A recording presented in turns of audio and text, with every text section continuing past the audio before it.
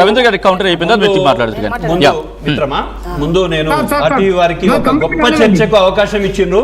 నిజంగా కూడా మందకృష్ణన్న తెలిసో తెలియకో ఏదైనా కానీ ఒక చర్చకు మంచి అవకాశం అయితే కల్పించిండ్రు. మందకృష్ణన్నకు మేము 30 సంవత్సరాల క్రితం ఆయన ఏదైతే దళిత ఉద్యమం తీసుకొని ముందుకు వచ్చిండో ఆ రోజు వెనుదనుగా నిలబడ్డం మేము.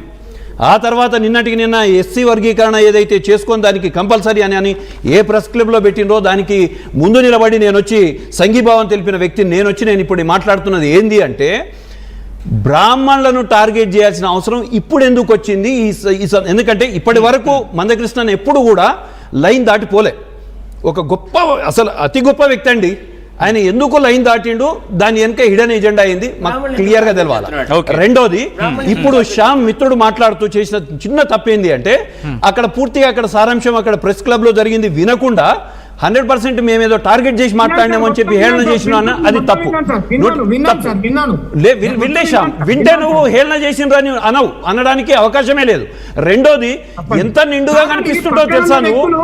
శ్యామ్ అనే వ్యక్తి ఒక మాట శ్యామ్ నేను మాట్లాడినాక నువ్వు కౌంటర్ నువ్వు చెప్పు. కానీ శ్యామ్ నేనేమంటున్నాను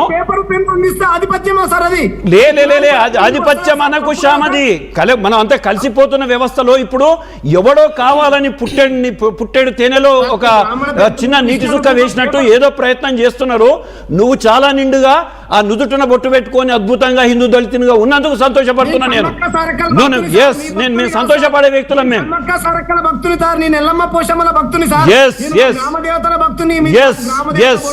మేము సంతోషపడతాం.